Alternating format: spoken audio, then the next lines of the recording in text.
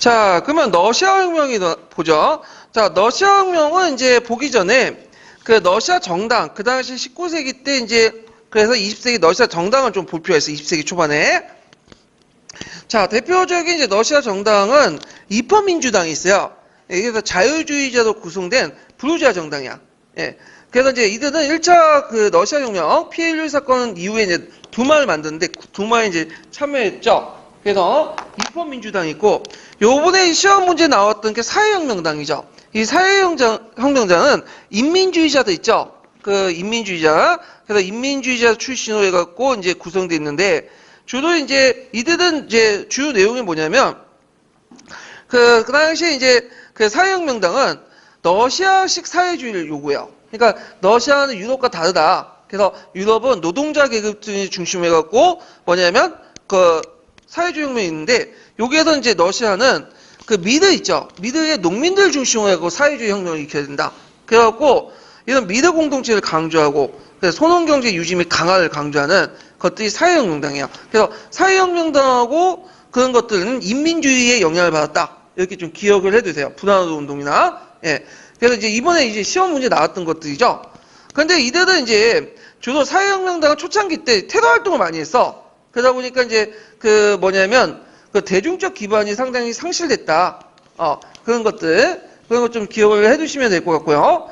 그래서 이제 이렇게 있고 테러에 반대해가지고 나중에 인민사회당이라는 뭐 조그만 당이 만들어졌다고 하는데 하여튼 사회혁명당 그다음에 러시아 사회민주노동당이 있어요. 자, 이 러시아 사회민주당은 원래 이제 공산당이라는 호칭을 쓰려고 했다가 이 공산당이라는 이미지가 폭력적이라는 거에서 별로 그 당시 부정적이니까 그 당시 유럽에서는 공산당보다는 이제 그 뭐냐면 민주노동당, 사회민주노동당이라는 말을 썼어요. 그래서 똑같이 쓴 것 같아 보니까. 자, 그래서 러시아 사회민주노동당인데 배경은 인민주의 사상에 대한 해이. 왜냐하면 인민주의를 하다 보니까 이게 이제 그 미드에는 그 농민들이 자기 편이 될 거라 생각했는데 자기 편 안 들어주거든요. 특히 이제 아까 분화노동 운동 그런 것들 할 때 뭐냐면 신고를 하잖아 오히려. 그래도 너무 무지몽매하다. 그래서 이제 그 농민을 가지고는 사회 계급 혁명을 일으킬 수 없다. 그러면 그 뭐냐면 유럽처럼 노동자를 중심해야 된다. 마르크스 이름을 받아들여서.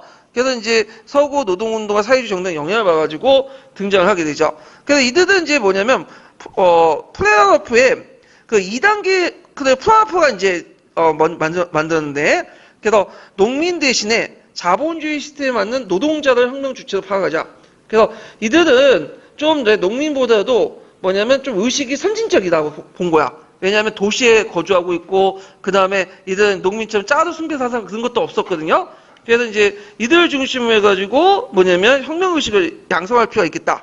그 다음에 이제 플라노프의 이제 그 내용은 2단계 혁명론이 있어요. 2단계 혁명은 뭐냐면 이게 한동안 이제 러시아 사회민주노동당을 지배했던 이념 중에 하나인데 러시아가 이제 그 후진적인 사회이기 때문에 자본주의 혁명 단계를 거치고 나서 사회주의 혁명이 이런 거야. 그러니까 지금은 사회주의 혁명 단계가 아니라 아직까지 러시아가 이제 막 자본주의 단계잖아요. 부르주아가 막 형성됐기 때문에 그런 단계고. 그러니까 부르주아와 손을 잡고 먼저 부르주아 혁명을 한 다음에 그 다음에 이제 어느 정도 자본주의가 발전된 고도 발전된 사회에서 뭐가 일어났다고 했죠? 프레터 혁명이 일어난다고 했죠? 그때 가서 이제 하자. 그래서 먼저 부르주아, 그 다음에 프레터 혁명, 그래서 부르주아 자유주의 연대 이런 것들을 강조하죠. 이것이 이제 2단계 혁명론이 그 당시 맨세비키에도 영향을 주고요. 그 다음에 뒤에 이제 그 앞에 언급된 사회혁명대에도 영향을 줘요. 그러니까 그 당시에 그 뭐냐면 러시아 사회주의자들은 한 7, 80%가 거의 2단계 혁명론에 빠졌다고 보시면 돼요. 근데 의외로 볼세비키는 그걸 받아들이지 않죠. 그게 좀 차이점이에요. 자, 그래서 이제 분열을 보면 1903년에 2차 당대회 때 이제 분열이 되는데 이게 혁명 방법을 둘러싸고 맨세비키와 볼세비키가 분열되는 거야. 그래갖고 이제 맨세비키는 마드로프, 볼세비키는 레닌인데 그래서 맨세비키 마드로프는 그 플라노프의 얘기대로 2단계 혁명을 주장했어요. 그래서 부르주아 혁명을 지향하자. 아직 러시아 사회는 아직 자본주의가 발달하지 않기 때문에 사회주의 의식이 불가능하다. 근데 이에 반해서 이제 볼세비키는 아니다. 그 사회주의가 자본주의가 완전히 발달된 데서만 뭐냐면 그 계급혁명이 일어나는 게 아니라 자본주의가 덜 발달해도 일어날 수 있다. 이렇게 주장을 하죠. 그 2단계 그 뭐냐면 그 혁명론을 부정을 하죠. 그리고 나서 그 맨세비가 또 차이점이 뭐냐면 맨세비끼는 대중정당을 추구하죠. 모든 사람이 참여하는. 근데 그 볼세비끼는 그게 아니라 노동자들이 뭐냐면 상대적으로 의식이 있으니까 노동자 중심 봉기하자. 그래갖고 그 또 직업적 혁명가 이런 것들을 강조하죠. 그래서 소수 종의 직업적 혁명가 정당을 추구하는데 이걸 전위 조직이라고 하죠. 그래서 노동자가 중심으로 해갖고 그 다음에 거기에 소수 혁명가들 트로츠키나 레닌 같은 사람들이 참여한 전위 조직 이론을 강조해요. 예, 이런 것들을 이제 했고 그 다음에 이제 볼세비키는 제국주의론을 제시했죠. 그러면 여기에서 이제 맨세비가 볼세비키 차이점 쓰면 두 가지 쓰시면 되는데요. 맨세비키는 2단계 혁명을 인정했다 안 했다? 인정한 거죠. 근데 이에 반해서 이제 볼세비키는 인정 안 하고 곧바로 자본주의 할 수 있다. 이렇게 이제 볼 수 있죠. 자본주의가 발달되지 않은 사회에서도 사회주의가 가능하다. 그 다음에 또 맨세비키는 대중정당을 추구했고 볼세비키는 직업적 혁명가 정당을 추구했다. 이게 이제 차이점이에요. 자, 그래서 이제 이렇게 이제 내용 파악을 해주시면 될 것 같고요. 자, 그 다음에 피해율 사건을 볼게요. 자, 피해율 사건 몇 년에 났죠? 이건 일단 1905년에 있어. 그래서 이제 뒤에 이제 본바탕 이제 나중에 러시아 혁명과 달리 이걸 뭐라고 하냐면 그 전에 이제 1차 러시아 혁명이라고 해요. 1차 러시아 혁명. 그래서 뒤에 이제 혁명을 2차 러시아 혁명이라고 보지 않죠. 이걸 이제 2월 혁명, 11월 혁명 이렇게 이제 부르는데 하여튼 그래서 원래 피해율 사건은 왜 일어나냐면 그 당시 이제 상트페테르부르크에서 이제 일어났던 건데 그때 그 페트로그라드 노동자들이 평화로운 시위행진을 했어요. 그래서 이들이 이제 뭐냐면 8시간 노동, 뭐 최저임금제, 노동조건 개선 그렇게 했는데 거기에 평화행진에 경찰과 군대가 발표를 내버린 거야. 그래갖고 많은 노동자들이 이렇게 숨졌거든요. 그래서 그때가 이제 겨울이었어요. 겨울이니까 발표하니까 이제 많은 사람이 죽잖아요. 피가 물씬 그리죠. 그래서 이게 뭐냐면 강제에 쌓인 눈이 붉게 물들었다고 해서 이걸 무슨 사건이 나가냐면 피해인류의 사건이라고 해요. 이 계기가 됐던 것이고 그것이 이제 계기도 해가지고 전국적 항의와 이제 노동자 총파업이 있었고 거기에 농민 봉기까지 일어나게 된 거죠. 모든 계층들이 참여하게 되고요. 자, 하여튼 이런 것들인데 자, 그러면 피해인류 사건이 나타난 배경을 보면 일단 너일 전쟁 패배에 그냥 불만고죠. 왜냐하면 이제 너일 전쟁이 일어날 때는 온 국민이 짜르 정권 지지했거든요. 근데 막상 전쟁을 하다 보니까 약체라고 생각한 일본한테 패한 거야. 그러니까 종전에 이제 자존심이 어떻게 될까요? 무너지죠. 거기다가 이제 그 경제공황으로 농민 노동자들이 몰락을 했고 이런 것들이 이제 뭔가 좀 대전쟁을 통해서 뭔가 자존심을 회복하려고 했는데 이런 것조차 지게 되고 그러니까 어떻게 돼? 들고 일어난 거죠. 그러니까 우리 식으로 이제 경제가 좋고 그럴 때는 우리가 이제 뭐 외국과 이제 하다 축구 경기 하다 패하면 그냥 패하니하고 넘어가잖아. 근데 만약 경제가 나쁘고 실업 상태에서 있는데 고작 이제 자존심이 뭔가 한국의 자존심이 축구 경기나 이런 걸 찾으려고 했는데 축구에 패했어. 그 상실감이 어떻게 돼? 더 크죠. 예. 그런 것들이 이제 불만의 고조에서 있고 그다음에 짜르 정제 정치, 그다음에 산업혁명 진행, 노동운동의 전개 또는 사회주의 사상 이런 것들이 배경으로 해갖고 그 당시 페트로브르크 노동자들의 학살 사건을 계기로 들고 일어난 거죠. 자, 하여튼 그 당시 이제 그 노동자 대표 소비에트가 만들어져요. 이거 좀 기억을 해두세요. 소비에트라는 말이 여기에서 처음 나오는데 소비에트는 뭐냐면 원래 러시아로는 평의회란 뜻이에요. 평의회, 대표기관 그런 건데 처음에 조직한 것이 언제냐면 우리가 이제 알고 있듯이 뭐 러시아 혁명 때 이제 그 2월 혁명 이후부터 이제 조직된 게 아니라 이미 이제 러시아 그 피해일류 사건 때부터 제1차 러시아 혁명 때부터 있었던 거예요. 근데 이때 이제 피해일류 사건 때 평의회는 단순히 평의회야. 그 노동자 중심의 평의회예요. 근데 나중에 그 2월 혁명 때는 노동자 농민 소비에트뿐만 아니라 병사 소비에트도 만들어져요. 확대되죠. 그리고 나중에 11혁명 이후에는 소비에트가 일종의 권력기구가 되죠. 소비에트. 그래서 소비에트가 최초로 이제 이렇게 만들었던 피해일류 사건인 때다. 처음에 노동자 대표 소비에트만 만들어졌고요.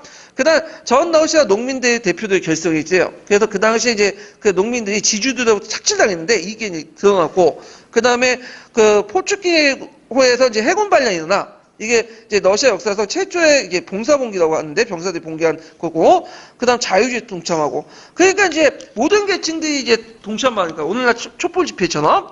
그러니까 이제 거기에 밀려가지고 그 당시 이제 그 러시아 황제였던 니콜라이 2세가 공포했던 것이 10월 선언, 10월 칙령 내용이죠. 자, 그러면 거기에 이제 알아볼 게 뭐냐면 거기에 이제 그 당시 대중들이 했던 요구 내용과 그 다음 니콜라이 2세가 사태 수습 차원에서 발표한 선언, 10월 선언의 내용을 좀 볼게요. 요거 꼭 기억을 해주세요. 이거 예전에 시험 문제 나왔던 거거든요.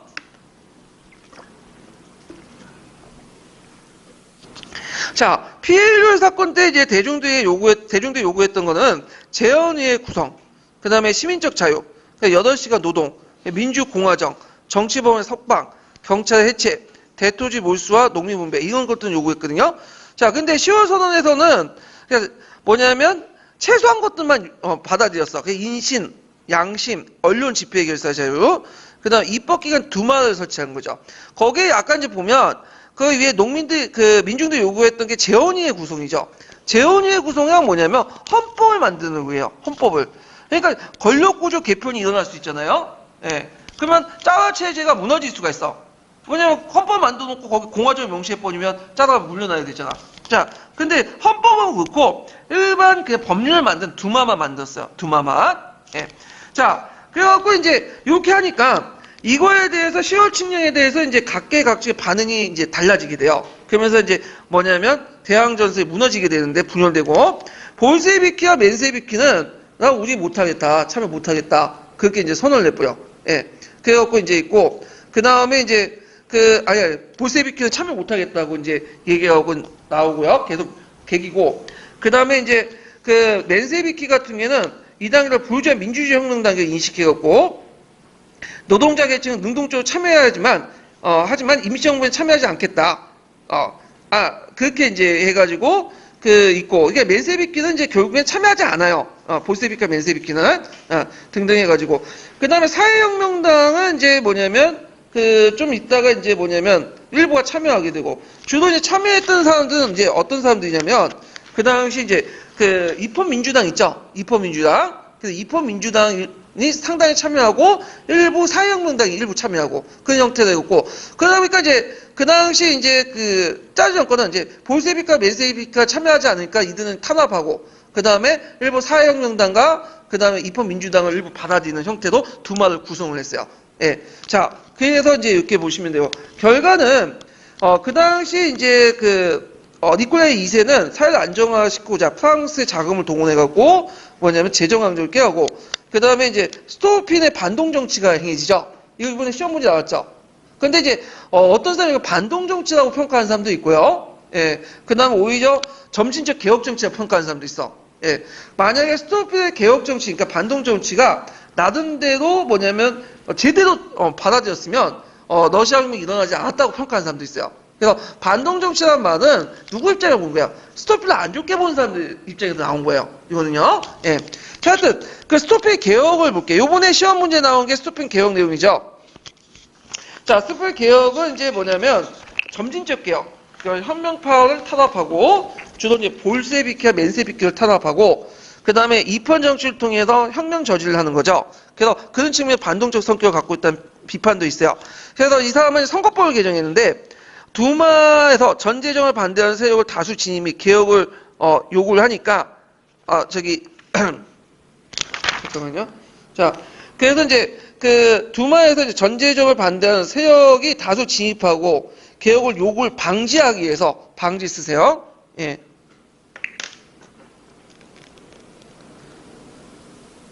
그러니까 이들이 많이 이제 들어오면 뭐예요? 잘못하면 어떤 현상이 일어날 수 있죠? 국회가 이들에 의해서 장악되면 개혁 입법 같은 거 많이 만들 수 있잖아요. 그래서 이제 그걸 다수가 이제 들어오는 것을 방지하기 위해서 무슨 법을 만들었냐면 이제 여러 가지 조치가 이제 취해지는데 짜르의 무제한 입법권 및 국가에 의해서 무제한을 포기하고 부분적으로 두마가 입법권을 가지게 하고 근데 이제 이것은 이제 제국기본법인데 제국기본법의 나중에 이제 이렇게 처음 만들었다가 그 당시 반대하는 세력들이 다수 오는 걸 방지하기 위해서 선거법 개정을 해요. 그래서 제국기본법을 처음에 만들었던 제국기본법을 실효성을 상실시켜. 이 선거법 개정은 뭐냐면 독일처럼 계급별 투표를 하는 거야. 계급별 투표. 그러니까 계급의 순서에 따라서 이들을 뭐냐면 할당을 시키는 거죠. 그러니까 아무리 뭐냐면 민중들이 쪽수가 많아도 이들은 3분의 1 이상을 넘어가지 못해. 국회의원을 선출하지 못해요. 그러면 자기 반대편 맨세비키, 볼세비키 세력때 아무리 진출하고 싶어도 진출 못하도 아예 차단시켜버리는 거야. 제국기본법도 고쳐가지고. 예. 그래갖고 이제 이렇게 이제 있고, 그럼에도 불구하고 이제 2차 두마에서 사회주의 세력이 많이 진출하니까 아예 두마를 이제 강제 해산시키죠. 그래서 이제 이렇게 해서 유상계급 중재 선거법을 다시 개정해서 이제 이렇게, 제가 말을 잘못했는데, 그러니까 2차 두마에서 그렇게 이제 사회주의 세력이 진출하니까 그 제국기본법을 바꿔가지고 계급별 투표 제도를 실시하고, 그 다음에 비러시아계 소수민족의 정치적 대표권을 축소시켜요. 그래서 계급 투표제가 실시되니까 2차 두마가 해체된 이후에 대지주와 대부르주아 세력들이 대거 들어오게 돼서 자기 입맛에 맞는 두마가 형성돼요. 그래서 주로 이제 거기에 이제 들어왔던 그 정당은 어떤 정당이나 아까 처음에 얘기한 것처럼 사회 혁명당 일부와 그 다음에 입헌민주당 다수 이렇게 구성이 됐고, 볼세비키하고 맨세비키는 거의 대부분 참여하지 않았고 이런 식의 형태가 될 거예요. 그래서 이제 이런 의견은 좀 기억을 해두시면 될 것 같아요. 그래서 이제 스토페의 개혁 정치는 이제 정치적으로 볼 때는 상당히 그 보수 반동적이었다 이렇게 이제 보시면 될 것 같아요. 참고로 개정이 2번 있었어요. 그래서 유상계급 중심의 선거법 개정은 1차 개정이라고 하고요. 그 다음에 이제 비러시아계, 그러니까 소수민족들의 정치적 대표 축소하는 것은 2차 개정이라고 해요. 2번의 개정을 통해서 그렇게 이제 했다. 자, 그 다음에 이 정치적 어방에도 이제 경제적인 이런 것들은 좀 이제 또 여러 가지 개혁 정책 했는데, 일종의 농업 개혁이죠. 그 당시에는 그 러시아 사회가 공업화 됐다고 해도 농촌 인구가 많았어요. 거의 80~90% 농촌 인구였거든요. 그래서 농민들을 자기 편으로 끌어들 필요가 있어. 특히 그 상층 농민들, 유산 농민층을 자기 편으로 끌어들이기 위해서 어떤 식으로 이제 했냐면, 예전에는 미륵이라는 토지, 총량공토지가 있었죠. 그래서 이 미륵을 폐지시키고 미륵이 가지고 있는 소유권을 개인에게 돌려주는 거야.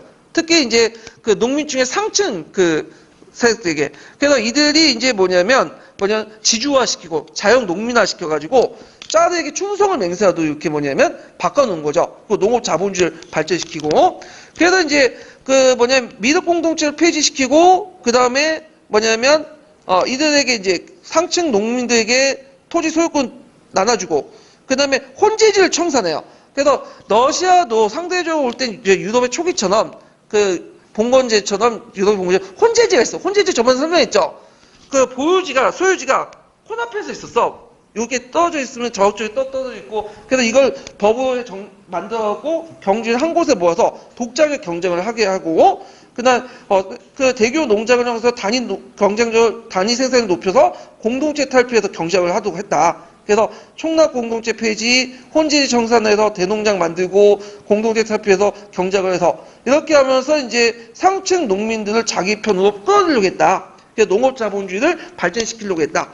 그래서 그 결과 경영의 영세와 토지 부족으로 지속이 됐고, 왜냐하면 그렇게 대농장을 했다 해도 아직까지는 그렇게 이제 영세와 토지 부족이 영세와 대농장 자체를 제대로 못 만들고 경영 영세가 계속 됐고요. 그다음 토지 부족 때문에 이게 잘 또 안 됐다는 것도 있고요. 그다음 근대적인 어떤 관계, 농업 자본주의를 만들고 근대적 관계를 만들어도 지주제와 반봉거적 농민 예속이 잔존돼 있었다. 이런 결과가 있었다는 걸 좀 기억을 해두시면 돼요. 그래서 예전에 한번 시험 문제 나왔던 것이 이제 반동 정책 때 스토피케의 농업 정책 부분 있죠. 그래서 그 정치적 목적, 요게 이제 시험 문제 나왔으니까 좀 기억을 해두시면 되고요. 그 다음에 이제 기타를 보면 농민과 시민의 법적 지위가 동등히 도모하고 교육개혁, 토지 매입금 경감 및 철폐. 그래서 이제 토지 매입금 경감이 철폐됐고, 그렇지만 이런 개혁들을 이제 하려고 했지만 1차 세계대전 이후에 좌절됐다. 그렇지만 이런 개혁들은 혁명운동을 일시에 타결 준 거는 또 사실이고요. 그래서 이제 스토피는 이제 개혁운동, 이것도 예전에 요번에 시험 문제 나왔으니까 좀 기억을 해두실 필요는 있어요. 예. 그래가지고 이렇게 이제 있고, 제가 설명하는 부분인데, 거기 기타 그 부분에 토지 매입 경감 및 철폐 부분이 뭐냐면, 그 당시 이제 짜르 정부가 예전에 농노 해방 과정에서 토지를 이제 나눠줄 때 유상 몰수, 유상 분배를 했잖아요. 그래서 그냥 나눠준 게 아니죠. 그래서 그것을 이제 나중에 갚을 것을 전제로 해갖고 했는데 이게 너무 돈이 많으니까 그때까지도 갚지 못했나 봐요. 그래서 이걸 매입금들을 경감을 시켜준 거야. 그래서 처음에는 5천만 원 정도 내라는 것을 뭐 2천만 원, 3천만 원 이런 식으로 경감시켜서 이렇게 해가지고 그 농민층의 한심을 살려고 했던 거야. 예, 이런 것들 이제 보시면 되고요. 자, 그 다음에 이제 이렇게 있고 반동 정치의 결과 이제 체제와 반체제 사이에 이제 세력 균형을 유지한 가운데 체제는 이제 짤을 지지한 세가, 그러니까 반체제는 볼세비키와 맨세비키처럼 짤을 지지하지 않은 세간에 이제 유지한 가운데 1차 세계대전 이후에 균형 관계 붕괴가 돼요. 그래서 이런 것들을 이제 기억을 해두시면 돼요. 반동 정치 부분. 예. 자, 그러면 이제 있고 그 다음에 1차 세계대전 참전 관련된 내용을 볼게요. 자, 그 당시 이제 그 전쟁이 일어나니까 러시아가 참전을 했는데 그 배경을 보면 삼국협상 비밀조약 때 이제 참전 조약이 있고 그래서 삼국협상이 원래는 정치협약에서 출발했다 비밀 군사동맹으로 발전됐다고 했죠. 그 다음에 프랑스의 금융자본 요구. 왜냐면 프랑스가 그 당시 그 러시아 투자를 많이 했어요. 예, 그래가지고 전쟁 참여 요구 이런 것들 있었고 그 다음에 또 이제 일대 아까 이제 널 전쟁 때 붕괴된 그 러시아 자존심을 또 회복시켜야 될 거 아니야. 그래서 또 혁명적 분위기를 무마시키기 위해서 그러니까 내부의 불만은 외부에 포출시키기 위해서 참여하게 되죠. 그러니까 초창기 때는 민중들이 대규모 이제 애국적 분위기가 형성해갖고 국민들이 되게 적극적으로 참여했어요. 지지를 냈고 또 다수의 사회주의자들도 전쟁 참여에 지지를 하고 그래서 이제 전시 체제를 전환을 하고 그 기회를 통해서 노동운동을 탄압하고 노동자를 징집해서 전세에 배치시키는 그런 작업들을 했죠. 그런데 러시아군이 이겼으면 좋겠는데 러시아군이 매번 졌죠. 예, 왜 졌냐면 러시아군의 후진성이에요. 왜냐면 이제 그 얘네들이 제대로 된 무기도 없어.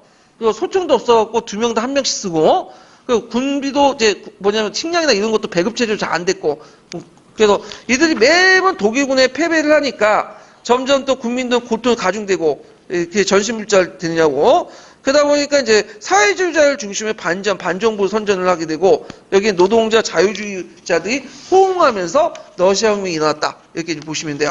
자, 러시아 혁명을 크게 이제 매월혁명과 매월혁명을 뭐냐면 3월 혁명하고 11월 혁명 이렇게인데 이게 책 위에서는 또 2월 혁명, 3월 혁명, 2월 혁명 그 다음에 11월 혁명을 이제 10월 혁명 이렇게 있거든요.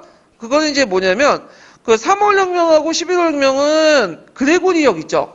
그러니까 우리가 지금 사용하는 서역을 기준으로 이해하는 거고 러시아에서는 그레고리역이 이제 사용하기 전에 율리우스역이 있거든요. 율리우스는 누가 만들었죠?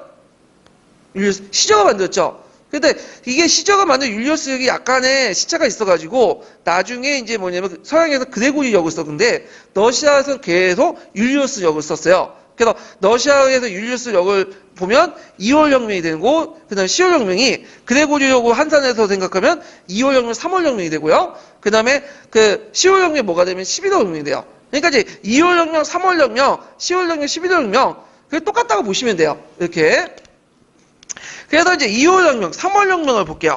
배경을 보면, 자, 1차 세계대전 때 그 장기화도 이 물자 부도가, 그 다음에 폭동이 있었죠. 물가 안등. 짜르의 어떤 반동 정치.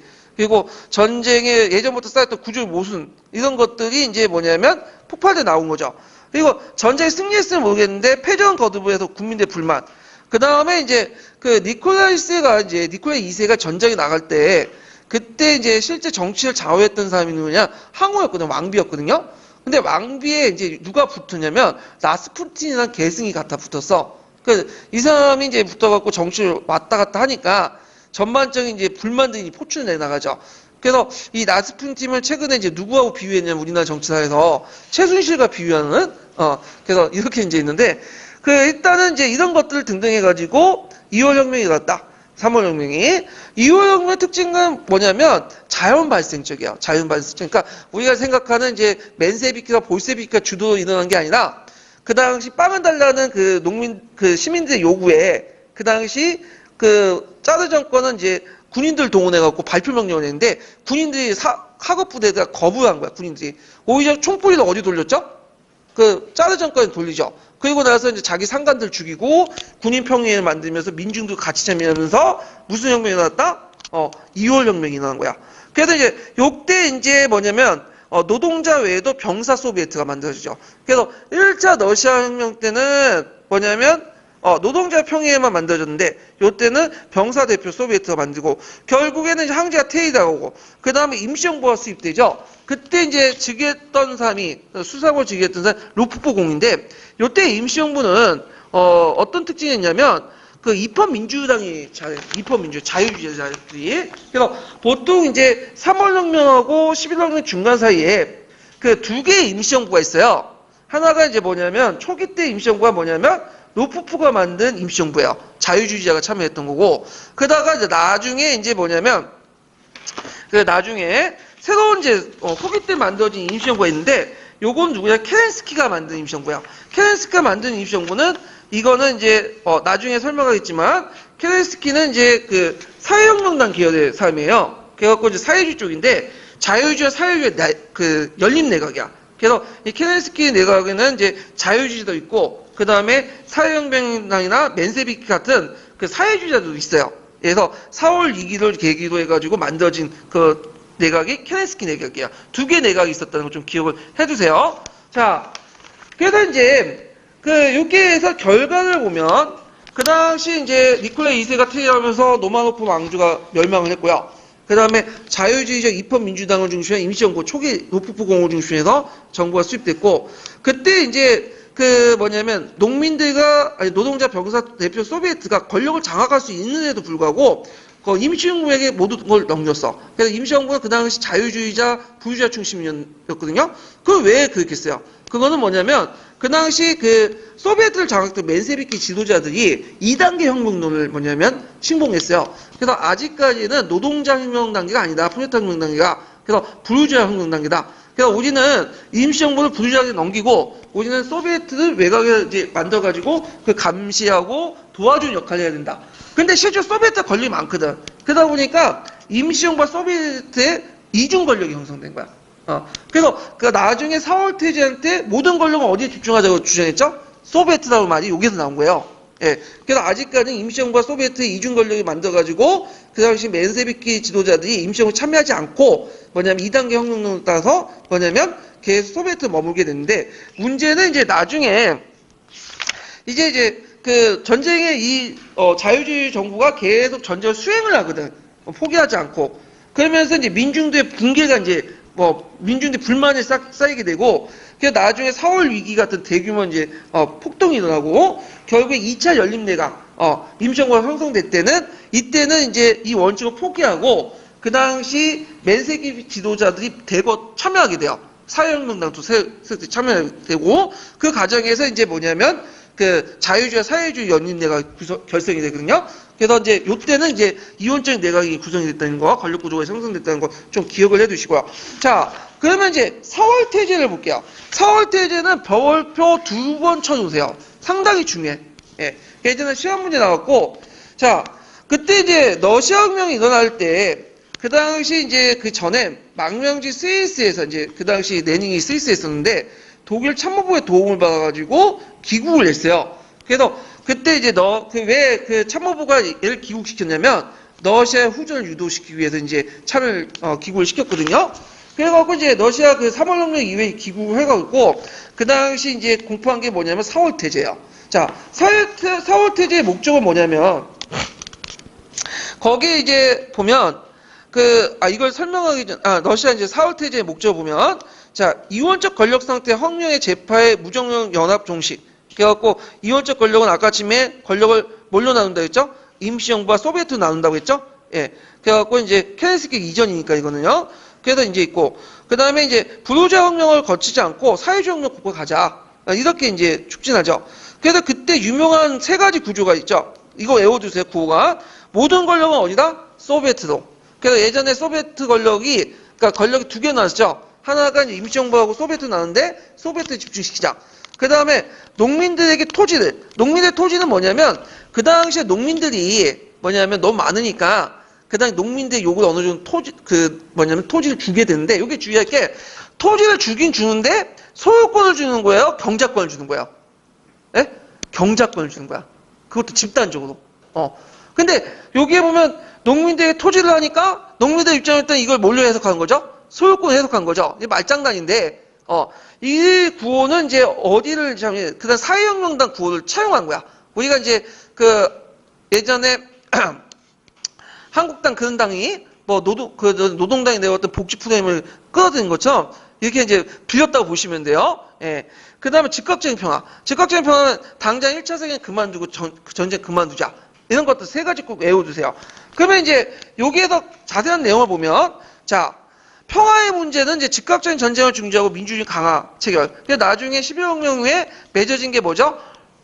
그 맺어진 게 뭐냐면 블레스톤 니트포스코 조약이죠. 그 다음에 혁명 권력 문제에서 1단계, 2단계 넘은 가독을 보고, 이제는 의회보다는 어디에 집중하자? 소비에트 권력에 집중하자. 그래서 의회 임시정부 가지고 있는 권력보다는 소비에트의 어떤 권력 집중을 주장하고요. 그 다음에 국민경제 재편성 부분에서 지주토지 몰수 및 토지의 국약.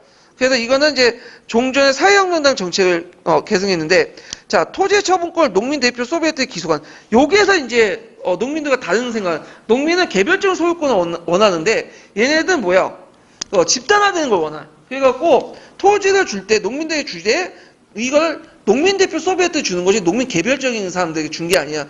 그래서 나중에 이제 이걸 둘러싸고 이제 나중에 속게 되는데 하여튼 이런 것도 있고, 그 다음에 은행의 국유화 및 노동 소비에트 통제. 은행 국유화 및 노동 소비에트 통제. 그래서 이 노동 소비에트가 은행을 이제 통제하는 거죠. 그 노동 소비에트에서 생산물 분배 통제 이런 것도 있고요. 그다음 당과 인터내셔널 문제에서 당명을 사회민주당에서 공산당으로 변경하자 이렇게 제안을 하죠. 왜냐하면 그 사회민주당이라는 말이 아까 말처럼 공산당이 너무 폭력적이니까 대체용어로 썼는데, 공산당은 원래 마르크스 이념에 충실하게 공산당 쓰자 이런 것도 있고, 그다음 인터넷 혁신 이런 것들을 이제 주장을 했죠. 의의를 보면 종전의 2단계 혁명론에서 이제 수정해서 이제 곧바로 부유주의 혁명에서 사회주의 혁명으로 넘어갈 수 있다.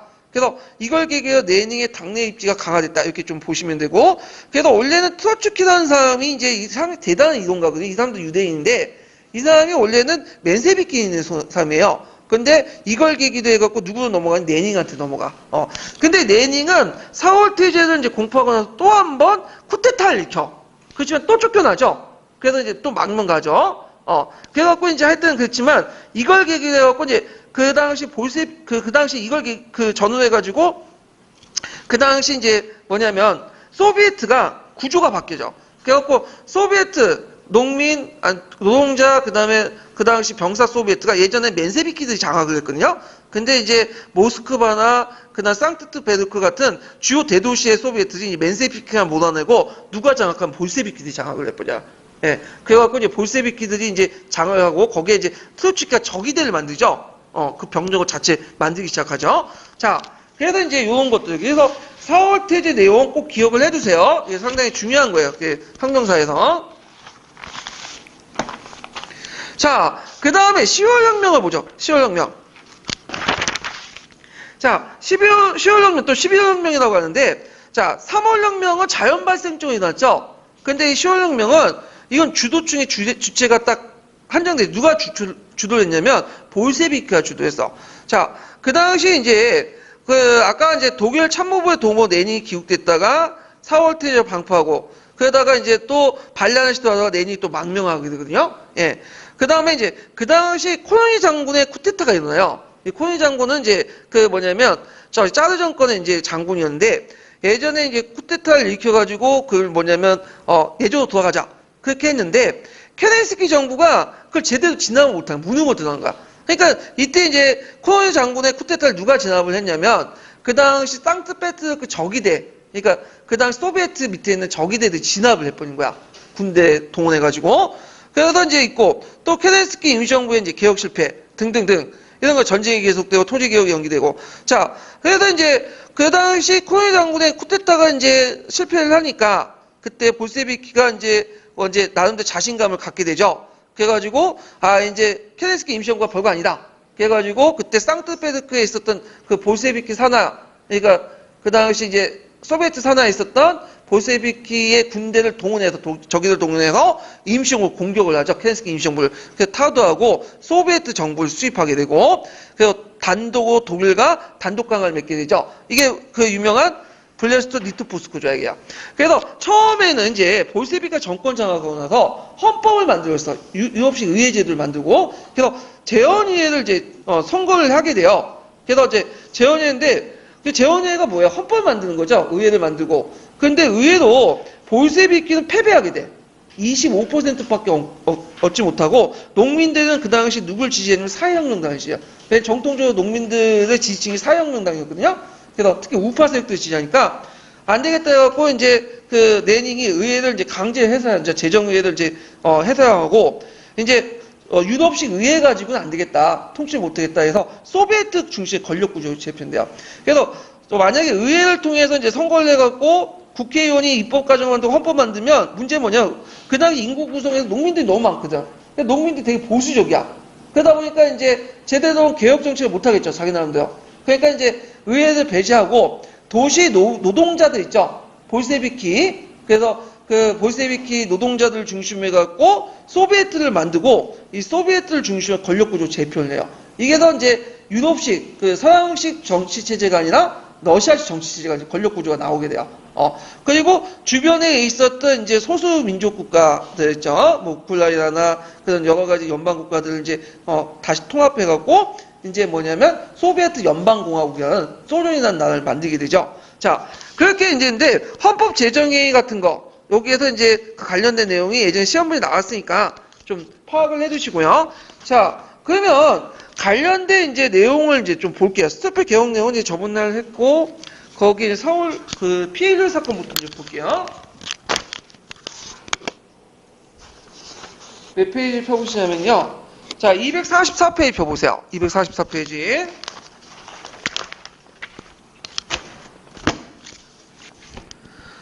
자, 1번 문제 볼까요? 1번 문제. 자, 러시아의 제1차 혁명에서, 제1차 혁명이라는 피해율 사건이죠. 자, 민중들이 요구했던 10월 선언에서 얻어낸 것은 이렇게 했는데, 자, 10월 칙령 니콜라이 2세가 이제 그 1차 혁명을 무마하는 과정에 나왔던 건데, 자, 8시간 그 8시간 노동제, 그 다음에 민주공화정, 그 다음에 양심, 원론, 집회, 결사의 자유, 대토주의 몰수 및 농민의 재분배. 몇 번이겠어? 3번이겠죠? 이렇게 쓰시면 돼요. 그래서 이제 노동자들이 그때 민중들이 요구했던 내용도 같이 외워두시는 게 좋겠죠? 자, 그 다음에 2번을 볼게요. 2번. 자, 다음은 러시아 혁명에 대한 주요 내용이다. 가와 나의 시대순을 쓰고 가의 신경제 정책을 실시하게 된 이유를 한 줄로 쓰시오. 그리고 사회주의 혁명에 대해서 다의 맨세비키 주장을 한 줄 쓰세요. 이렇게 쓰시오. 이렇게 했는데, 자, 순서를 이제 먼저 보면 뭐가 먼저겠어요? 사회민주당이 볼세비키와 맨세비키로 분열되죠. 그래서 원래 플레아노프가 만들었던 이제 당이 나중에 그 런던에서 이제 2차 정당대회를 하는데 이때 마라토프가 이끌었던 맨세비키와 레닌이 이끌었던 볼세비키로 분열됐다. 원래 이제 초창기 때는 그 볼세비키가 다수파였고 그 다음에 마라토프가 이끌었던 맨세비키가 소수파였어요. 그래서 볼세비키와 맨세비키가 각각 다수 소수단이거든요. 근데 시간이 지나면서 어느 게 다수파가 된 거죠? 맨세비키가 다수고 볼세비키가 소수가 돼요. 그래서 명칭상 약간 좀 차이가 있다는 걸 좀 기억을 해두시고요. 자, 그 다음에 이제 어디야? 처음엔 다고, 근데 나는 이제 뭐냐면 러시아가 1차 세계대전에 참여했죠. 1914년에. 그 다음에 이제 있고, 그 다음에 이제 이렇게 있고, 라는 노동자 병사들이 소비에트를 결성한 혁명을 일으켰다. 1917년이죠. 이게 이제 1차 러시아 혁명과 좀 차이가 있는 게 뭐냐면 1차 러시아 혁명에서는 병사들 소비에트만 만들지 않았고 노동자 소비에트만 있었죠. 여기서 구분을 하시고요. 그 다음에 마지막으로 이제 그 뭐냐면 1921년에 레닌의 신경제 정책이 있었죠. 자, 이런 것들. 자, 그 다음에 이제 거기에 신경제 정책 실시한 배경, 이거 나중에 얘기했지만 여기에서 미리 얘기하면 기근이라든지 대규모 농립폭동, 군대의 반란 등등 해서 공산화 정책 완화 필요성 느끼게 되고요. 그 다음에 여기에 이제 보면 맨세비키에 대한 주장 내용을 보면 2단계 혁명론 쓰시면 돼요. 그래서 자본주의가 충분히 발달하지 못한 농업 중심의 러시아에서는 사회주의 혁명이 불가능하다. 그래서 사회주의 혁명보다는 부르주아 중심의 민주주의 혁명이 선행돼야 된다. 이렇게 2단계 혁명론을 쓰시면 되고, 당을 소수혁명 조직이 아니라 민주적 대중조직으로 이렇게 조직해야 된다. 그래서 전위 조직, 혁명적인 어떤 혁명가들 양성, 이런 것들은 누가 주장했죠? 이거는 볼세비키가 주장한 거죠. 그래서 이런 것들과 연결시켜서 이제 보시면 돼요. 자, 그 다음 3번 문제 볼게요. 자, 다음은 러시아 혁명에 이제 대한 관련된 연표이다. 기획과 미연에 관련 설명 옳은 것은 이렇게 있는데, 자, 여기 보면 이제 1905년 10월달 10월 선언 있죠. 자, 여기에서 차르 니콜라이 2세는 두말 내사했다? 아니죠. 두말을 만들었죠. 예, 입법기관에 두말 만들었고요. 그러나 니은은, 자, 페트로그라드 민중시 이제 이렇게 있는데, 레닌이 이끄는 볼세비키가 주도했다. 아까 이제 2월혁명, 또 3월혁명은 볼세비키가 주도한 건 아니에요. 그거는 자연 발생 쪽이 일어났어. 그래서 볼세비키가 주도한 거는 나중에 11월혁명이야. 예, 이런 차이점 기억을 해두시고, 그 다음에 5번은 이제 디귿은 임시정부가 구성됐다. 요때 초창기 임시정부는 입헌민주당을 중심으로 자유주의잖아요. 볼세비키는 구성되지 않았죠. 그래서 왜 입헌민주당만 구성했냐면 2단계 혁명론 때문에 그래요. 2단계 혁명론. 그래서 이제 이때는 권력구조의 이원화. 그래서 의회를 중심으로 한 임시정부와 또 한편은 그 당시 소비에트 이런 이원화가 형성이 일어났다. 이렇게 좀 기억을 해두시면 되고, 그 다음에 레닌은 니은에서 전쟁의 즉각적 중단, 소비에트 권력 집중을 주장했고요. 그 다음에 10월혁명을 거쳐서 이제 미은을 보면 헌법 제정에 갖고 이제 헌법을 만들려고 했는데, 소비에트 공화국은 미은의 결과 수용했다가 아니라 레닌은 수용하지 못했죠. 그래서 그냥 의회를 해산하고, 그 당시 이제 의회 중심의 어떤 것은 이제 맞지 않다. 러시아 맞지 않다 해갖고, 그 다음 소비에트 중심의 어떤 권력 구조를 재편했죠. 그래서 태어난 것이 러시아 소비에트 공화국이고, 그리고 연방 주변에 있는 공화국을 합쳐가지고 소련이라는 공화국이 만들어지죠. 자, 그래서 소비에트 권력 구조였다. 그래서 이걸 이제 서강에서는 어떻게 평가하냐면, 일종의 근대화의 다른 경로로 보고 있어요. 그래서 보통 그 서유럽의 근대화 같은 경우에는 의회가 만들어지고 그 의회에 다수가 참여해서 민주주의가 행해지고 근대화되는데, 러시아 같은 좀 차이점이 뭐냐면 소비에트 권력 구조가 만들어진 거야. 그러니까 종전의 서구식 의회 구조가 아니라, 그래서 하나의 다른 어떤 근대화의 경로, 이렇게 이제 얘기를 하고 있거든요. 자, 그래서 이제 이런 내용들 이제 같이 기억을 해주세요. 자, 그 다음에 4번은 저번 날 이제 같이 이제 풀어봤으니까 스토핑 개혁하고 이제 관련돼서 보시면 될 것 같고요. 자, 그 다음에 넘어가서 그 레닌과 스탈린의 정치를 볼게요. 그래서 이제 소비에트 정권이 이제 등장했지만 초창기 소비에트 정권이 약체였어요. 왜냐하면 전국 각지를 장악을 못했거든요. 거기에다 이제 백군이 나오고 적군에 반대하는 이제 보수 반동파들의 이제 반란이 있었고, 거기에다가 이제 레닌이 그 도중에 그만뒀잖아요. 1차 세계대전을. 그러니까 이제 그 당시 연합군들이 배신감을 땡겼죠. 그래서 정권을 바꿔서 그 당시 러시아를 전쟁에 다시 참여시키려고 외국군을 또 개입을 했어. 그 중에 대표적인 그 사례가 일본이죠. 일본이 대규모 병력을 어디에서 파견해서 시베리아 쪽으로 출병시켰잖아. 예, 이런 것도 있었다.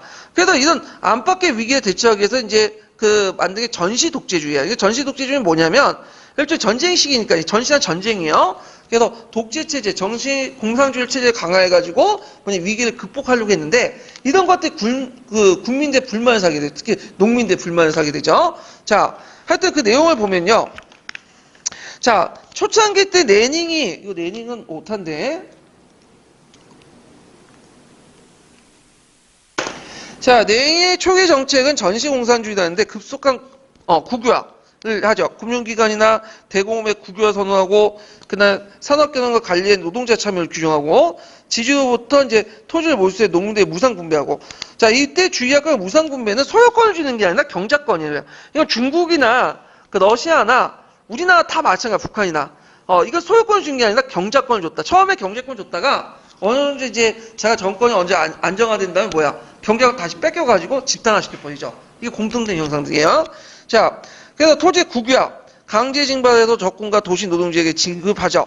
그래갖고 이제 농민들을 경작권까지 주는 건 괜찮은데, 거기에 생산된 것을 일종의 강제 징발래, 낮은 가격, 공출 가격 해갖고 하고, 이거를 누구한테 줬다? 노동자나 적군들에게 지급하는 거. 그러면 요게 전시 공산주의 체제에서는 제일 손해받는 계층은 어떤 계층이야? 당연히 농민들일 수밖에 없죠. 그게 제일 불만이 많아요. 예.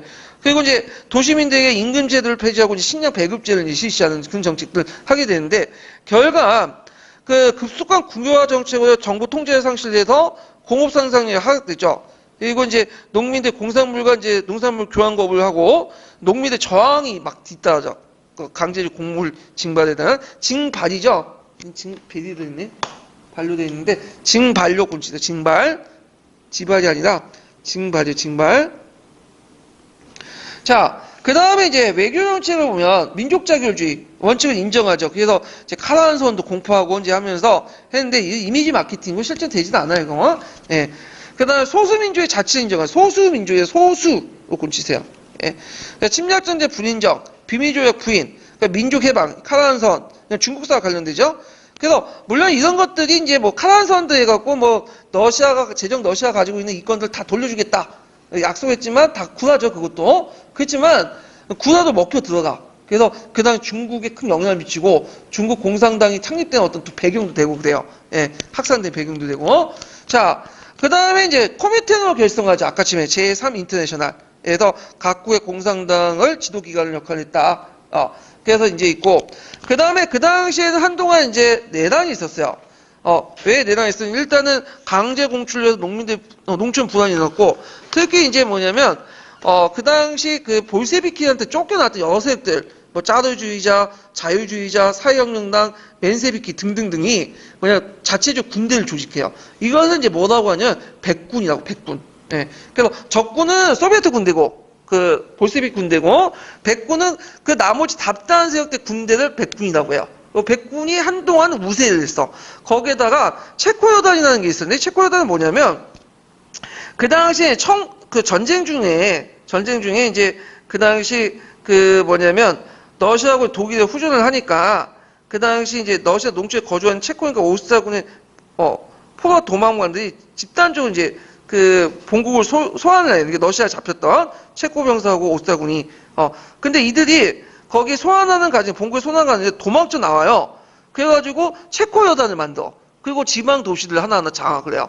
예, 포로들로 구성된 그 부대를 이제 체코 여단이라고 하는데, 자, 그래서 이제 이런 것들, 이제 반군 세력과 백군 세력과 체코 여단 등 상황이 상당히 복잡해 있었고, 거기에다가 또 외국군도 파견됐죠. 일본군들이 또 들어오게 되고, 자, 그래서 이제 결국에는 이제 그 뭐냐면 적군들이 체제를 정비해서 그 당시 백군들을 이제 뭐냐면 하나하나 격파해. 백군들이 조직화되지 못했거든요. 예. 그리고 이제 뭐냐면 또 그 외국군도 이제 소련군에 들어왔던 소련 내부에 있던 외국군도 이제 그 뭐냐면 철수하게 되고 등등등 이런 것들을 해가지고 이제 백군 패배에 소련군이 철수해가지고 그 등등 해가지고 결국에는 내단이 끝나겠다. 이렇게 이제 기억을 해두시면 될 것 같아요. 예. 자, 그래서 여기 소극적 대응이라는 건 뭐냐면, 누구를 의미하냐면, 그 당시 이제 연합군들, 외국군들이죠? 그래서 외국군이 이 당시 파견됐던 이 사람들 적극적으로 개입하지 않고, 그냥 외국군만 파견하고 나서 이거에서 적극적으로 이제 적군을 공격하지 않아요. 소비에트 중앙군을. 그러다 보니까 이제 이런 것들은 이제, 를 얘기하는 거죠. 그래서 백군이 적군에게 패배하고 그 다음에 주둔했던 외국군들이 이제 저렇게 적극적으로 나서지 못함으로써 끝나게 됐다. 이렇게 좀 기억을 해두시면 되고요. 그때 시베리아에 일본군들이 많이 진주했죠. 원래 일본군들이 왜 진주했냐면 미국이 요청을 했어. 미국은 좀 멀잖아요. 그러니까 이제 일본한테 너네들 군대를 파견해갖고 좀 시베리아에 진출해라 했더니 너무 많이 진출한 거. 거의 3만 명에서 4만 명 정도 병력을 파견하니까 미국이 나중에 뜨끔한 거지. 그래서 결국에는 철수시켰죠. 나중에 좀 얘기할게요. 워싱턴 등등 해서. 자, 그래서 이제 이렇게 있고 그 다음에 내프가 있는데 내프 별표 2개 쳐놓으세요. 내프. 그래서 신경제 정책이라고 했죠. 그래서 이제 예전에 그 배경이 이제 나왔는데 기근과 그 당시 대규모 농민들의 폭동, 강제 공출되는 반발, 그 다음에 크로슈탄트 해군기지에서 이제 반란이 났죠. 이게 되게 충격이었는데, 예전에 같이 싸웠던 적군이 반란이 날 거야. 적군과 적군 싸움이 있었죠.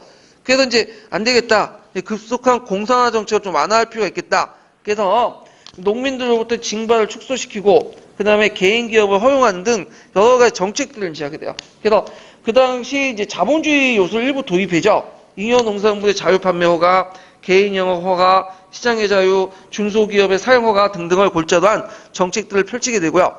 자, 이런 것들이 이제 뭐냐면 외국의 협력을 일으키게 되죠. 이제 보니까 러시아도 소련도 사회주의국가라고 하지만 실제로 자본주의국가 아니냐?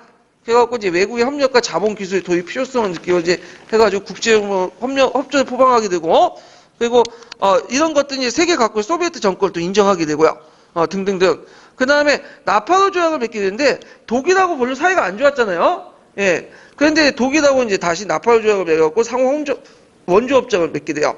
그래서 외국의 협력과 자본 및 기술 도입. 그래서 필요해서 이제 국제협조 포방을 했고 나파로 조약을 맺고, 그다음 아까 전에 내부 정책을 하면서 이제 얘들도 사회주의 국가가 아니라 자본주의 국가라는 어떤 이미지 메이킹 작업을 통해서 각국이 이제 소비에트 정권을 인정하게 됐다. 이렇게 좀 기억을 해두시면 될 것 같아요. 자, 그럼 소련의 이제 권력의 변화를 볼게요. 원래 소련은 러시아 그 소비에트 공화국이었지만 나중에 외연을 확정해서 주변에 있었던 우크라이나, 백러시아 등등등 그 여러 공화국 수통합을 해서 소비에트 사회주의 공화국, 약칭 소련이라는 나라를 만들게 되죠. 그리고 레닌이 이제 죽은 후에 권력투쟁이 일어나는데 그 대표 중에 스탈린과 이 트로츠키의 권력투쟁이요. 결국 스탈린이 승리하게 되는데 이때 이제 트로츠키가 뭘 영구혁명론을 주장했고요. 그 다음에 이제 그 스탈린이 일국 사회주의론을 주장했어요.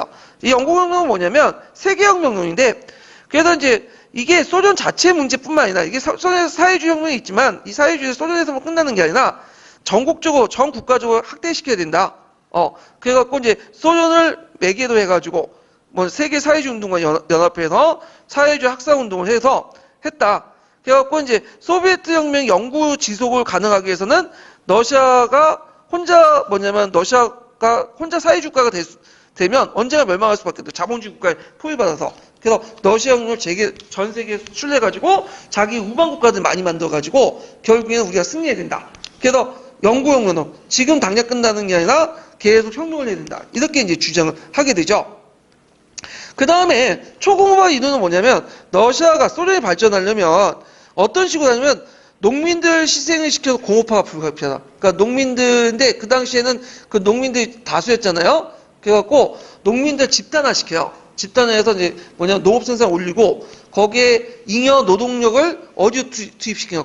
공업에 투입시키고 잉여 물자를 어디에 갖다 팔죠?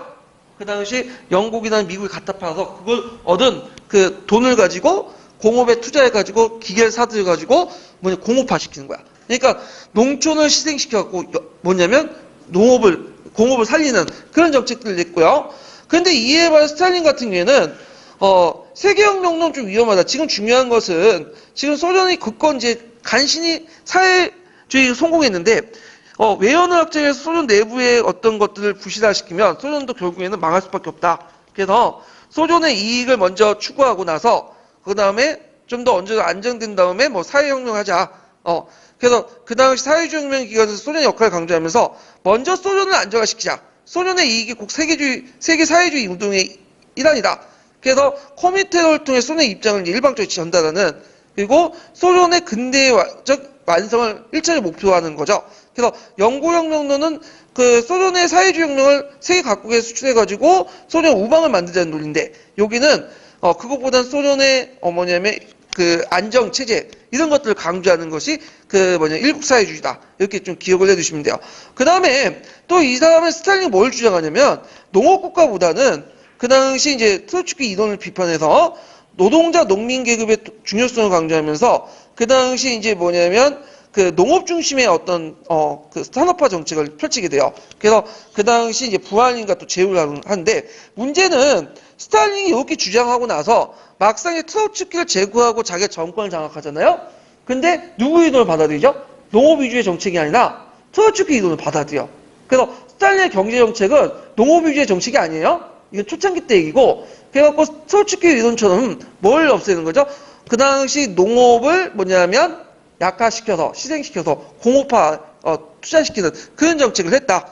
그래서 이제 스탈린이 그 당시 뭐냐면 권력을 장악하는 데서 트로츠키 한때 협력했던 부활링을 제거하고 그리고 일찍 공포 정치를 시행하죠. 그래서 그 당시 비밀 경찰을 동원해갖고 대규모 수청작업을 하잖아요. 그래서 자기 반대파들 다 죽여버려. 그리고 군인들도 장군들도 이제 뭐냐면 마음에 안 들면 다 죽여. 그래갖고 거의 90% 이상 장군들 다 수청을 시키고 죽이고. 그래서 나중에 2차 세계대전 할 때 독일군이 패했던 이유도 뭐냐면 유능한 장군들이 뭐냐면 누구한테 다 수청당한 거예요. 스탈린이 다 수청을 당해서 그래요. 자, 하여튼 그래서 이제 스탈린 정치를 전체주의 성격을 갖고 있는데 전체주의라는 건 개인의 희생을 받은 전체 이익을 꾀하는 거죠. 그래서 이제 그 다음 스탈리니즘이라고 하고 그 다음 파시즘과 나치즘은 거의 동일성상으로 이제 평가를 받고 있거든요. 그 스탈린 정치의 이제 대표적인 게 농업에 집단화예요. 그래서 이제 급속한 공업화 정책을 표해가지고 그 당시 농업을 희생화시켜갖고 공업화를 이루자. 그래서 아까 언급한 것처럼 경작권을 줬던 걸 다 뺏어요. 그래서 집단화시켜버려. 그리고 농민들을 이제 뭐냐면 농장에 국가가 운영한 농장에 예속화시키고 기계화를 시켜버려. 그리고 농업 생산 올리고 그러면 기계화 시키다 보면 이제 강작이 가능하죠. 그럼 많은 농민들이 필요 없죠. 그 인력들을 어디로 보내는 거죠? 공업지로 보내고 거기에 생산한 그 물자들 그걸 어디 갖다 팔아요? 거기에 이제 미국이나 영국, 유럽에 값싸게 팔아 공물을. 그리고 거기에서 얻은 돈을 가지고 기계를 사들여서 공장을 돌리는 방식이야. 그래서 이런 정책들을 하게 되는데 자. 그래서 이제 이 농업의 집단화 과정에서 부활린 같은 사람이 반대하니까 쳐내고 그 당시 스탈린의 지배체제를 강화하죠. 그래서 농민들 집단화 반발이 일어났는데 그 반발하면 다 죽여버리고 그리고 이제 등등. 그러니까 농민들이 농사를 짓겠어요, 안 짓겠어요? 안 짓죠. 그냥 안 짓고 배기는 거야. 그러다 보니까 이 집단화 과정에서 이제 곡물 생산이 떨어지게 되니까 어떤 문제점이 일어나냐면 대규모 기아 상태에 빠지게 돼요. 이거는 뭐하고 비슷하냐면 중국의 인민공사운동 아시죠? 그거 비슷해. 예를 들어 이 집단화 과정에 많은 희생이 일어났다. 이런 것도 지금 기억을 해두시고 특히 농업의 집단화 과정이 이제 후에도 농업사의 비생산 문제가 계속 남기게 돼요. 그러니까 어떤 문제점이 일어나냐? 우크라이나 지역에서는 막 농작물이 되게 많은데 모스크바에서는 빵을 사기 위해서 기다리고 있는 사람들이 많아요. 왜냐하면 우크라이나에 있었던 농작물이 모스크바에 제대로 안 가. 공급이. 사람들이 제대로 이게 운반하고 그런 것들 시스템 자체가 남아있지가 않아요. 예. 그러다 보니까 효율적으로 시장을 통해 해결하는 게 아니라 국가가 일률적으로 농업을 통제하다 보니까 농민들이 열심히 생산하지 않고 그 생산된 많은 물자들도 제대로 모스크바 전국 각지 분배가 안 되는 그런 문제점이 일어났다. 이렇게 이제 보시면 되죠. 그 다음에 스탈린은 독재체제 강화하고 인권과 자유를 말살하고 비밀 경찰을 통해서 반대파를 수청하죠. 그리고 스탈린은 반유대인 정책들 펼쳐요. 반유대인 정책들. 우리가 이제 히틀러가 유대인들 말살했다고 보죠. 근데 독일만 유대인 싫어하는 게 아니라 러시아도 싫어해. 예전부터 제정 러시아 때부터 반유대인 정책들을 펼쳤는데 특히 스탈린은 유대인들 되게 싫어했어요. 이 사람은 원래 러시아 출신이 아니라 조지아 출신이거든요. 예, 그래서 이제 저쪽 코카소스 지역에 있었던 사람인데 원래 신부가 되려고 했다가 이제 나중에 정치를 했던 사람인데 이 사람이 트로츠키하고 상대하는 가정 트로츠키가 유대인이잖아요. 그러니까 이제 그런 것들 싫었다는 설도 있고 하여튼 스탈린이 유대인들을 탄압하고 유대인들에게 어떤 정치적 자유, 직업 선택의 자유나 거주 이전의 자유를 갖지 못하도록 하고 등등 탄압 정치를 하게 되고 그때 스탈린부터 이제 많은 탄압받은 유대인들이 러시아계 계통의 유대인들이 어디로 갔을까요? 예루살렘으로 간 거야. 그래서 예루살렘을 이제 건국했던 초기 때 그 유대인들은 서유를 건너온 게 아니에요. 되게 러시아 쪽, 동유럽 쪽에서 건너온 거야. 그래서 얘네들이 중심을 해갖고 이스라엘이 만들어진 거죠. 예. 자, 이렇게 이제 연결시켜서 보시면 되고. 그래서 그 다음에 러시아에서 유대인 탄압 관련된 포고론 같은 근데 나중에 설명할게요. 그래서 제정 러시아 때부터 유대인들이 계속 탄압을 받았다. 러시아에서. 이런 것들을 같이 기억을 해주시면 좋을 것 같아요. 자. 그래서 이제 이렇게 있고요. 그 다음에 제가 거기 이제 몇 페이지 잠깐 보면 658페이지에 보면 이렇게 인민주의자부터 해서 볼세비키, 맨세비키, 트로츠키 해가지고 2단계 혁명에 대한 인식, 사회주의 혁명 단계의 혁명 주체, 정당 조직 등등등을 정리를 했어요. 제가 이걸요. 이걸 이제 뭘 정리하면 서양사 강의를 가지고 정리했거든요. 그래서 러시아 혁명을 잘 보려면 서양사 강의를 보시는 것도 괜찮을 것 같아요. 근데 서양사 강의 정도까지는 안 나올 것 같긴 해요. 그 일부 제가 이제 교재 실어놨긴 했지만 서양사 개론 정도, 기출문제 분석 정도 그렇게 보시면 넘어가시면 될 것 같아요. 예, 가성비가 좀 떨어지긴 해요. 여기서. 근데 좀 자세히 알고 싶은 분들은 서양사 강의 이렇게 이제 좀 보시면 될 것 같아요. 자, 그리고 참고로 그 당시 스탈린이 그 뭐냐면 농촌을 희생시키는 것도 뭐냐면 그 당시 볼세비키 사람들이 이제 농민들에 대해서 좀 약간 아대로 보는 것도 있어. 왜냐면 농민들이 짜르 정권 신봉하고 받들고 미기하고 무식하다 그런 인식이 계속 남아 있었거든요. 그래서 농민들보단 노동자가 좀 우대하고 이런 것도 있어요. 예, 알게 모르게. 자, 그래서 이제 이렇게 해서 이제 한번 봤고 소련 정치는 나중에 현대사 할 때 또 얘기할게요.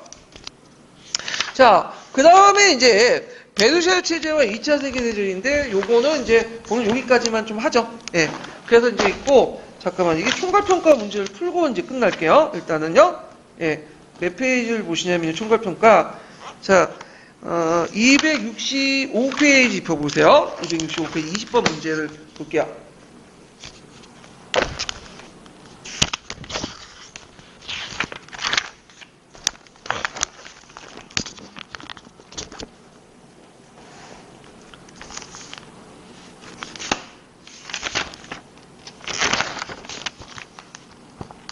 자, 다음 내용을 공포한 소비에트 정권이 미추치 내용에 관련된 후전조의 명칭이 무엇인가? 자, 임시정부가 타도였다. 임시정부의 관료의 대다수는 이미 체포되었다. 소비에트 정권은 지금 즉시 민주적 평화와 모든 전선 후전이 이루어지지 않으면 모든 국민들에게 제의할 것이다. 요거는 이제 뭐와 관련된 거죠? 블레스트 리토포스 구조야. 예. 블레스트 리토포스 구조 외워두세요. 쓰라고 나올 수도 있어. 예. 그래가지고, 이렇게 있고, 그 다음에 이제, 또 보면, 몇 번을 보시냐면, 267페이지. 이게, 아이고, 내가 시갈렸어가지고, 일단 26번 문제 볼게요. 자, 다음은 러시아혁명에 대한 주요 내용이다. 가와 마의 시대 순으로 이제 쓰고, 나의 내부개혁 세 가지 쓰시오. 이렇게 했는데 예전에 기출문제에 응용했던 건데요. 먼저 시작한 것이 가죠. 니콜레 2세가 사태 수습하기 10월 칙령을 공포하고요. 그 다음에 다죠. 자유주의 노포프 임시정부가 구성되고 그래서 임시정부와 소비에트의 이중적인 권력이 이제 지속이 되고요. 그 다음에 이제 마가 이제 레닝의 그 4월태제가 공포하고 그 다음 나는 케렌스키 임시정부가 구성되죠. 그렇지만 1차 세계대전 계속 지속이 되고 결국엔 타도당해가지고 마지막에 이제 전시 공산주의 극복하는 과정에서 신경제 내푸가 이제 실시되죠. 자, 신경제 내푸 개혁 외워두세요. 농민의 현물세 납부. 그래서 그 당시에 전쟁 기간이 있다니까 이제 이런 것들 이제 그 뭐냐면 있었는데 그걸 이제 하고 현물세 납부, 잉여 농산물 자유 판매, 국영기후의 부흥, 그 다음에 외국 자본의 도입 등등등 이런 것들이 있어요. 그래서 이제 국영기업의 도입 같은 경우에는 이제 뭐냐면 너무 이제 뭐 평등보다는 똑같이 생산을 똑같이 나누고 인센티브 제도 도입 일할 만큼 이제 주는 그 인센티브 제도가 이제 도입됐다 그렇게 이제 해석하면 되겠죠. 그 외에도 이제 그 여러 가지 내용이 있어요. 서양사 개론에는 여기는 뭐 제가 교과서에 있는 것들을 이제 적어놔서 그런 건데 서양사 개론에는 이제 이렇게 적혔어요. 그 잉여 농산물 자유 판매 허가, 개인 영업 허가, 시장의 자유, 중소기업의 사용 허가 등을 골자로 했다. 이것도 이제 같이 써주시면 될 것 같아요. 예. 자, 그 다음에, 몇 번을 보시면 270페이지 32번 문제 볼게요.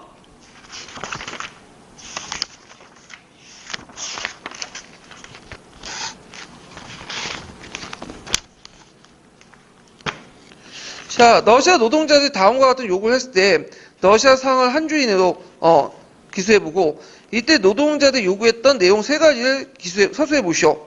그리고 기획을 대신해서 러시아 황제가 허용했던 의회의 명칭을 쓰시오. 요거는 뭐냐면 그 당시 이제 러시아 그 제1차 러시아 혁명이 일으켰던 그래서 페트로브루크의 그 뭐냐면 대중들의 요구 내용들이에요. 그래서 이런 것들을 요구한다 했는데 이제 짜르가 이제 경찰과 군대를 동원해서 총살시켰죠. 그래서 이제 1차 러시아 혁명이 났는데 그때 이제 러시아 상황을 보면 자 일단은 이제 러시아 상황을 보면 널 전쟁이 러시아 분리해주고 거의 패배 직전이었어요. 군픽이 심화되고 상트페테르부르크에서 식량과 평화를 요구하는 대규모 군중의 시위가 일어났고요. 그 다음에 요구 내용은 정치, 종교, 사법의 대사면, 보통교육 실시, 원료 출판 집회 경비의 자수, 농민 단계전 토지 이전, 정당한 표준임금 제정 등등등인데 앞에서 언급했던 거 더 많죠. 이건 제가 이제 비상교과에서 찾아내니까 같이 외워두시고요. 자, 그 당시 재원이해를 요구했는데 재원이해는 안 도와줬어. 민주공화정 실시할 수 있으니까. 그래가지고 재원이해 대신 헌법을 만드는 기구는 그 밑에 있는 하위 법률을 만드는 기관 두마를 설치했다. 그래서 처음엔 두마도 모든 사람들에게 평등한 입법, 투표권을 주는 식으로 이제 했지만, 이걸 이제 선거법 개정을 통해서 완화시켰죠. 그래서 1차 선거법 개정을 어떤 식으로 한다고 했죠? 계급별 투표. 그 2차 선거법 개정은 또 뭐냐, 소수민족들이 가지고 있는 이제 투표권을 박탈하는 그런 식으로 해갖고, 두마를 볼세비크와 맨세비크 같이 적대 세력에서 이제 뭐냐면 멀리시키고, 그 다음에 자기가 원하는, 온건한 세력들만 중요하죠. 그래갖고 일부 이제 뭐냐면 사회혁명당 세력과 온건한 사회혁명당 세력과 그 다음에 그 입헌민주주의 자유주의 세력들을 구성을 하는 식으로 이제 만들었죠. 자, 하여튼 이렇게 해서 이제 한번 정리를 해봤고 마지막 문제 풀어볼게요. 자, 276페이지.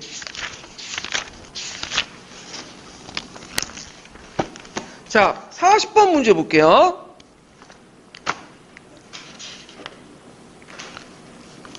자, 거기에 보면 다음은 러시아혁명과 관련된 자유다. 자, 작성 방법에 따라 답안을 작성해 보시오. 이렇게 했는데, 자, 자료에는 평화의 문제, 뭐, 혁명 권력 문제 등등이 있는데, 요 문제는 이제 서양사 강의에서 제가 발췌를 했어요. 예. 그래서 이제 있고, 그 다음에 이제 자료 B는 임시혁을 타도되었다 해서 이제 11월혁명과 관련된 그 내용이 있죠. 자, 자료 B 시기에서 독일과 체결된 기업가 조약, 그러니까 즉각 진정으로 민주주의 강화를 했는데 이것은 아까 블레스트 리트푸스크 조약 이렇게 쓰시면 되고 그 다음에 이제 요게 혁명 권력 문제에서 러시아의 현상은 프롤레타리아 계급의식의 미성숙과 조직의 불충분소 뭐에 대한 요게 들어갈 것은 이제 가에 들어갈 것은 혁명 단계는 부르주아 혁명 단계. 그래서 부르주아 혁명 단계에서 이제는 뭐냐 프롤레타리아 혁명 단계로 넘어가는 이행기에 있다. 그러니까 종전의 2단계 혁명을 거의 부정했다고 보시면 돼요. 프롤레타리아 혁명으로 넘어가자. 직접 혁명하자. 이렇게 주장했죠. 그 다음에 니은의 정치체제. 자, 이제는 의회제 공화국의 수입을 당연포할 수가 없다. 그러니까 의회제 공화국은 이제 뭐와 관련된 건 서양식 공화국이죠. 그러니까 우리나라인데 근대적인 어떤 정치체제만 얘가 대안된 것이 뭐냐면 소비에트 체제죠. 소비에트 공화국을 건설했죠, 나중에. 자, 그 다음에 디귿의 사건 내용, 임시정부 타도했다. 디귿은 뭐냐면 그 당시 이제 11월혁명 직전에 디귿을 약하신 계기가 된 사건이 유명한 뭐죠? 코넬프 장군의 쿠데타죠. 그래서 코넬프 장군의 전쟁 수행에 강력한 정부 수요 쿠데타를 일으켰는데 이걸 케렌스키 인식하고 제대로 진압을 못했어. 누가 진압했다고 했죠? 상트페테르부르크에 있는 소비에트 산하의 볼세비키의 그 군대였던 적이대가 동원해서 진압을 해버린가. 그래서 이제 케렌스키가 군사적 무능 이런 것도 있죠. 그래서 나중에 약점을 파악하고 나서 그 당시 적이대가 그 산트페테르 궁전을 공격하고 케렌스키에 있는 그걸 했는데 그때 지켰던 군인들은 다 전선에 나가 있고 별로 없어. 여군들만 지켰다고 해요. 그냥 쉽게 점령해버린 거죠. 거의 무연료 입성했다고요. 무연료. 예. 그래서 이제 이런 것들 이제 같이 기억을 해두시면 될 것 같아요. 그래서 이제 오늘 여기까지 하고요. 예. 내일 이 시간에 다음에 베르누시 체제와 이제 제2차 세계대전 부분을 할게요. 예. 오늘 수고하셨습니다.